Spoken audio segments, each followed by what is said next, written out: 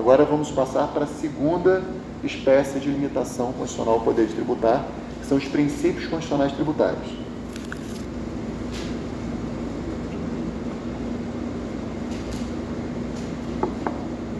Os princípios constitucionais tributários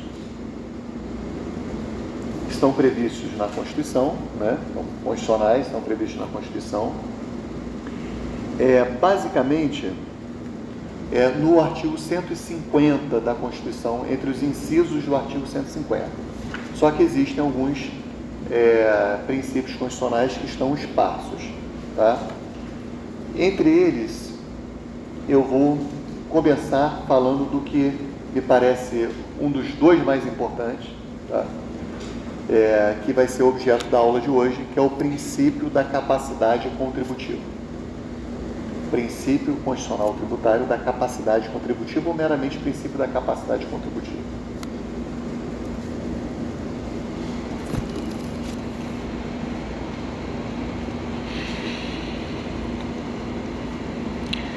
Esse dispositivo, esse princípio, ele está previsto no artigo 145, parágrafo 1º da Constituição. Está no 145, parágrafo 1º. E nesse momento, só me interessa ler para vocês a parte inicial desse dispositivo. Depois a gente vai, no momento oportuno, ler ele inteiro. Ele diz assim: sempre que possível,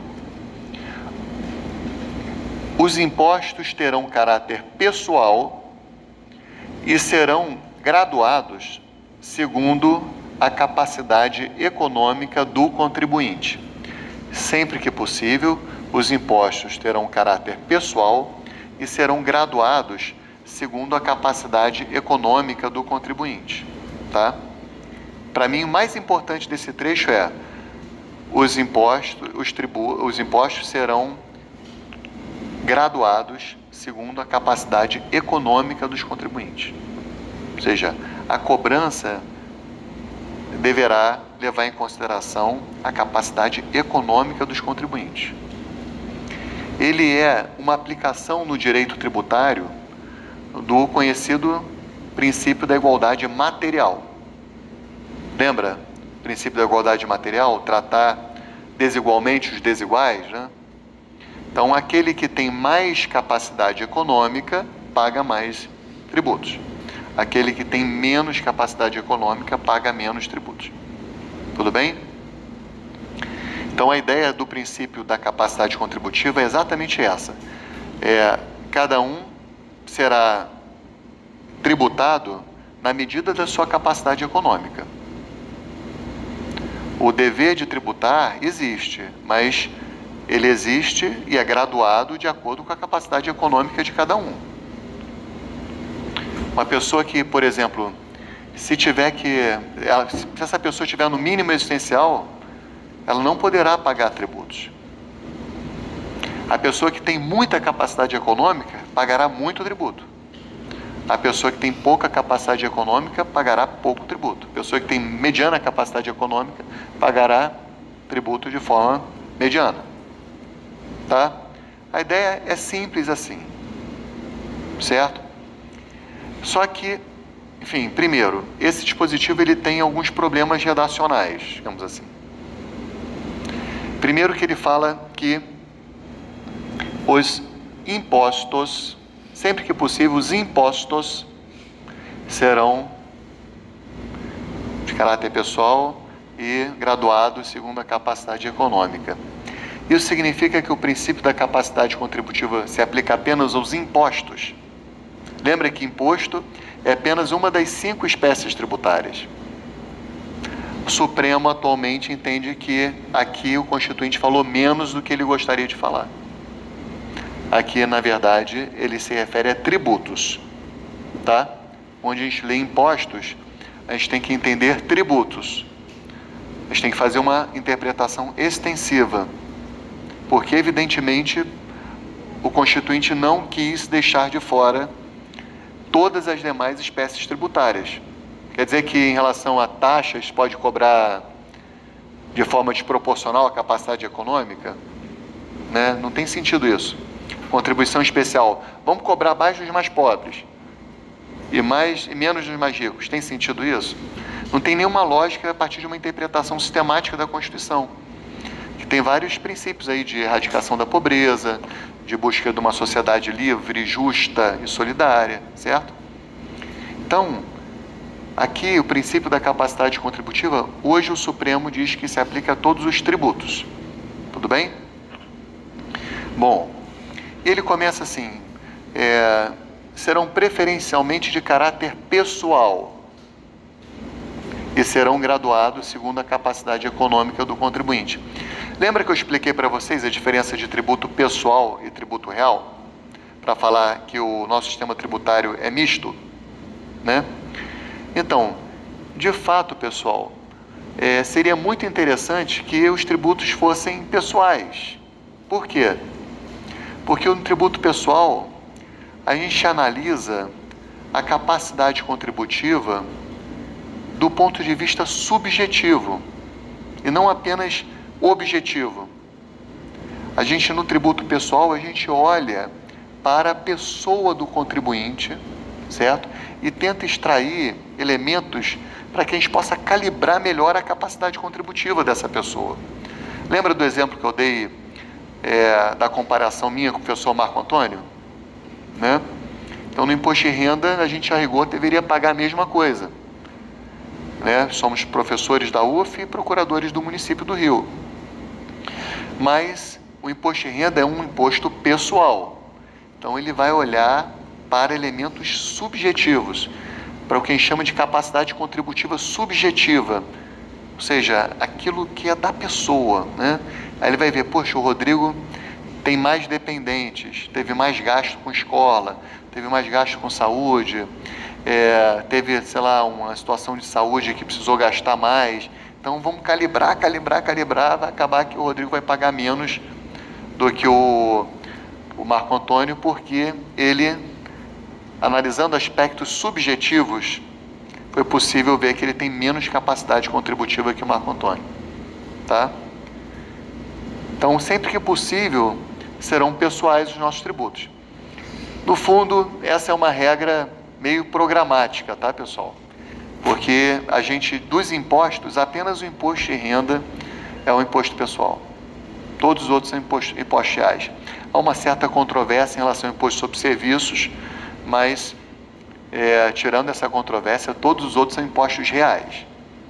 Os impostos reais são aqueles que olham para a capacidade contributiva objetiva, que é justamente a exteriorização de riqueza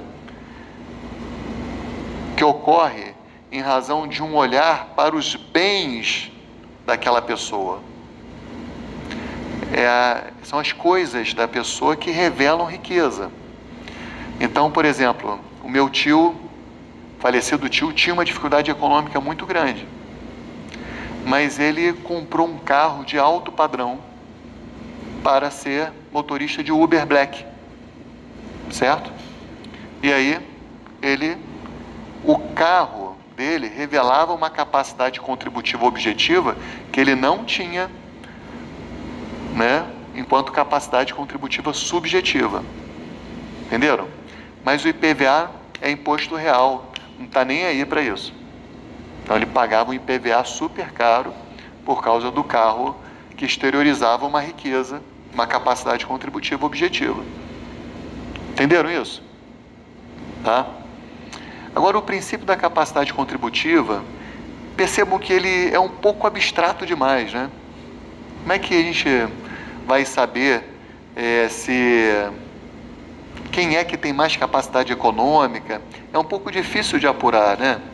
Ele tem esse aspecto um pouco abstrato. E então, existem 4 ferramentas ou 4 técnicas, 4 instrumentos que servem justamente para concretizar o princípio da capacidade contributiva.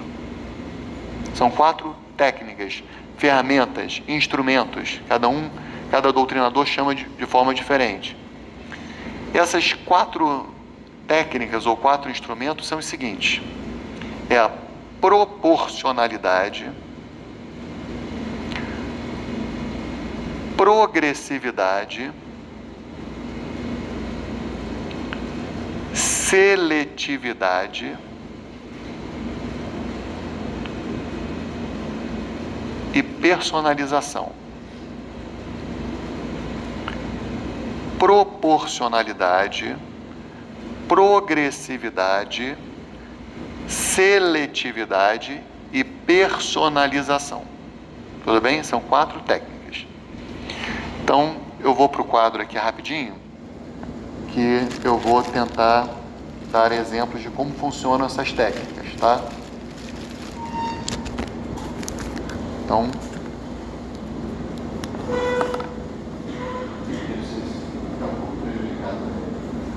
vamos lá, pessoal. Vamos pensar num tributo qualquer. Vamos pensar no imposto sobre heranças, tá? Que é o ITD ou ITCMD. Tá? Então, olha só.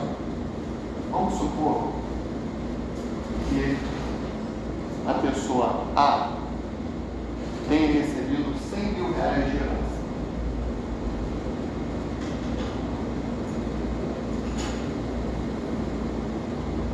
Já a pessoa B recebeu R$200 mil de herança. O C recebeu R$300 mil de herança. São números assim bem tranquilos para que o professor possa fazer a conta sem ser um bom matemático, tá? Então vamos lá. Eu recebi R$100 mil de herança, Micaela recebeu R$200 mil de herança e a Ananias recebeu R$300 mil de herança, certo? Vamos utilizar a técnica da proporcionalidade. O que diz a técnica da proporcionalidade? Se aplica uma alíquota única, independente do tamanho da base de cálculo, certo? Então, por exemplo, vamos supor que a alíquota seja de 1%. Existe no estado do Rio de Janeiro, ela varia na prática de 4% a 8%, que é progressivo. Então, vamos supor que fosse de 1% a alíquota. Então, quanto é que Rodrigo pagaria de ITCMD ou ITB? Pagaria 1% de 100 mil, que dá R$1.000. Beleza? Quanto é que a Micaela pagaria? R$2.000. Quanto é que a Ananias pagaria? Ou é o contrário? Você aqui é 200 mil? 300. A Ananias pagaria R$3.000. Olha que coisa simples, pessoal. A técnica da proporcionalidade. É uma alíquota única, independente da base de cálculo. Quem revelou mais capacidade contributiva está pagando mais imposto. Beleza? Quem revelou menos capacidade contributiva está pagando menos imposto. Quem exteriorizou menos riqueza está pagando menos imposto. Quem exteriorizou mais riqueza está pagando mais imposto. Certo? Eu pagarei 1.000, a Ananias pagará 3.000. Tudo bem? Essa é a técnica da proporcionalidade. Essa é do IPTU no Niterói, por exemplo. Por exemplo, Rafael tem um imóvel de 100 mil. Mariana tem imóvel de 200. Laís tem imóvel de 300. Certo? Técnica da proporcionalidade. Um vai pagar 1.000, outro vai pagar 2.000, outro vai pagar 1.000.